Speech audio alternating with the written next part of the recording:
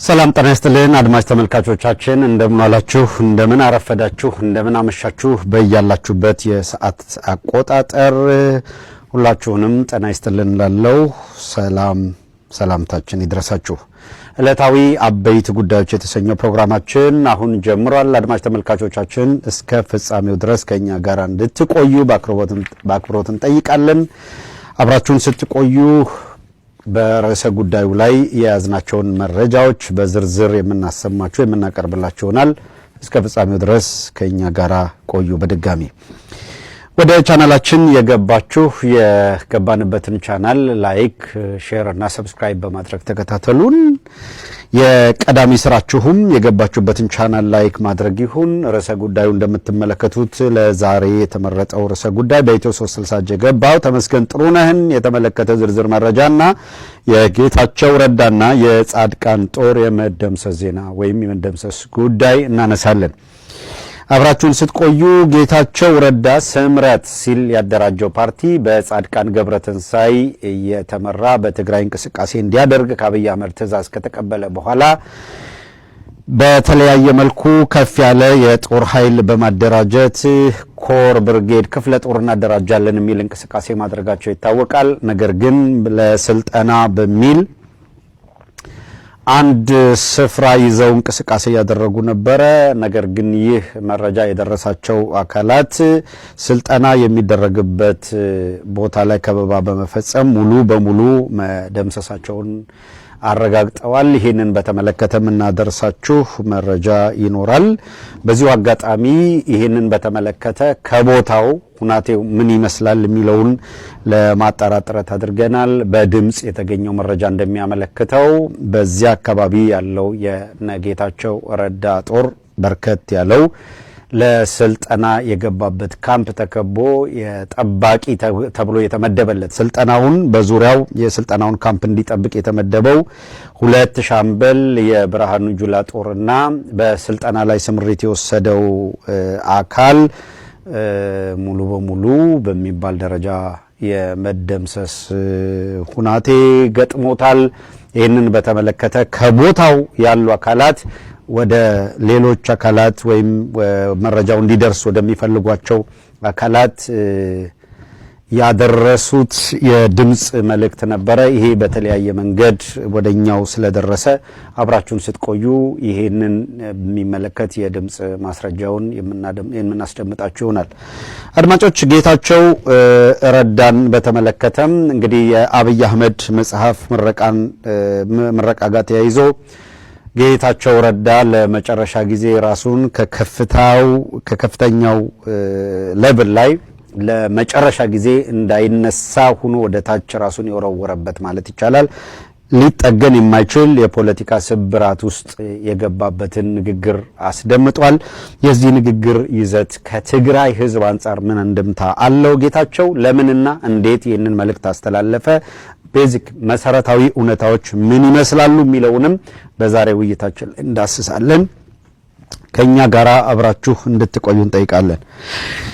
ወደ ቻናላችን የገባችሁ ቀዳሚው ተልእኮ ወይም ቀዳሚው ኃላፊነታችሁ በየቀኑ እንደምታደርጉት የመጀመሪያው ኃላፊነት ላይክ ማድረግ ነው። የገባንበትን ቻናል ላይክ አድርጉና ከዚያ ቀጥሎ ሼር አድርጋችሁ በፌስቡክ ገጻችሁ ላይ ፖስት አድርጉት። ከዚያም ዋትስአፕ እና ቴሌግራም ሜሴንጀር ወደ መሳሰሉት ግሩፖች ትልካላችሁ። ለምታውቋቸው ለወዳጆቻችሁ ሊንኩን ላኩ። ከዚያም በቀኝ በኩል ያለችውን የልብ ቅርጽ ትነኩና ኦል ዘ ታይም እሱን ታፕ እያደረጋችሁ ትከታተሉናላችሁ። ይሄንን በማድረጋችሁ ከፍተኛ አስተዋጽኦ አድርጋችኋል ማለት ነው እያደረግን ላለነው ትግል። በዚሁ አጋጣሚ በዛሬም ውይይታችንን እንደተለመደው በዛሬ ጽናት ነው በቀዳሚነት የሱፐር ቻት ድጋፍ በማድረግ የጀመረልን ወይም የጀመረችልን ጽናት እጅግ በጣም እናመሰግናለን። ሁልጊዜም ከጎናችሁ ነን ከሚል መልእክት ጋር የሱፐር ቻት ድጋፍ በመጀመሪያው ዙር ተደርጓል። ቴንኪዩ ከልብ እናመሰግናለን ለሱ። ኃይለ ራጉኤል ከዚያ በኋላ ቀጣይ ሆኖ እንደዚሁ ሱፐር ቻትና ሱፐር ስቲከር ድጋፍ በማድረግ አብራችሁን መሆናችሁን እየገለጻችሁ ነው። ሌሎች ይህንን ፕሮግራም እየተከታተላችሁ ያላችሁ አካላት እነዚህን ድጋፍ እያደረጉ ያሉትን አካላት እያመሰገናችሁ ያላችሁበትን መንገድ እንዲሁ እናደንቃለን። እስከ ፍጻሜው ድረስ እናንተም ይህንን አድርጉ። በተደጋጋሚ በዚህ ምክንያት ብቻ ጊዜ እንዳንወስድ የእናንተ አስተዋጽኦ ወሳኝ የሚሆነው ልክ ከገባንበት ጊዜ ሰዓት ጀምሮ ሰዓት ለመቆጠብ እንዲረዳን ይሄ ላይክ አድርጉ ሼር አድርጉ የሚለው እንዳንደጋግም ከስር አድሚኖቻችን በተደጋጋሚ ያንን መልእክት አስተላልፉ። በመሃል አንድ ጊዜ ልናስታውሳችሁ እንችላለን። ከዚያ ውጭ ግን ሱፐር ቻትና ሱፐር ስቲከር ድጋፍ በሚደረግበት ጊዜ እንድታበረታቱ መልእክት እናስተላልፍና ወደ መሰረታዊ ነጥቦቻችን ነው የምናልፈው። ለዕለቱ የተመረጡ አበይት ጉዳዮች የደረሰን መረጃ ላይ ነው የምናተኩረው። እንደምታውቁት በትላንትናው ዕለት በጣም ደርዝ ያለው የአገዛዙን የዘረፋ መዋቅር የሚያስረዳ መረጃ ተለቆ ይህንን በርካቶች ተጋርተው ሲዘዋወር ቆይቷል። ይሄ በክፍል 1 የታየ ስለሆነ የዚያ ቀጣይ ክፍል 2 ገና ነው። ነገር ግን ዛሬ በሌላ መንገድ ደግሞ የተመስገን ጥሩነህ በስሩ ያደራጀው ኔትወርክ ምን ይመስላል? በነገራችን ላይ ተመስገን ጥሩነህ ከፋይናንስ ከሀገሪቷ የፋይናንስ ተቋም ጋር በተያያዘ የካፒታል ፍላይት ከፍተኛ ገንዘብ ከሀገር እንዲሸሽ በማድረግ ረገድ በዚያ ባንድ የተደራጀ ኔትወርክ ውስጥ ያለውን ሚና በተመለከተ ሌላ ማስረጃ አለ። እሱን የዚህ ካፒታል ፍላይት ላይ ምን ሰራው ፕሮግራም ስላለ ካፒታል ፍላይት ወይም በዶላር ከሀገሪቷ በማሸሽ ሂደት ውስጥ የሚደረግ ስላለ ትላንት ያነሳንላችሁ የአደንዛዥ ዝውውር ላይ የተደራጀ ኔትወርክ የሰው ዝውውር ላይ የተደራጀ ኔትወርክ እንዴት ስርዓቱ የበሰበሰ ስርዓት እንደሆነ የሚያሳይ ነው። ይሄም በተጨባጭ በማስረጃ ያመጣነው ነው። ክፍል 2 እንዳልናችሁ የዛ ክፍል ይቀጥላል። የተመስገን ጥሩነህ አንደኛውን ፓርት ዛሬ እናቀርባለን። ነገር ግን ሌላውን ክፍል ቀጣዩ ክፍል በዚሁ የሚያበቃ ስላልሆነ በቀጣዩ ክፍል ላይ እንደገና ምን መጣበታል በዝርዝር እሱን በትዕግስት ትጠብቁናላችሁ እናነሳለን። የጌታቸው ረዳን በተመለከተ ምናነሳው ይኖራል። እሱንም ጠብቁን። የአብይ አህመድ ለዘረፋ ከሚጠቀምባቸው ተቋማት መካከል አንዱ የሱ እንደሆነ የሚነገርለት ኦቪድ በሚባል ስም የሚንቀሳቀስ አንድ ክንፍ ባህር ዳር አካባቢ የሚያደርገውን እንቅስቃሴ ሰዎች ጠቆም አድርገውናል።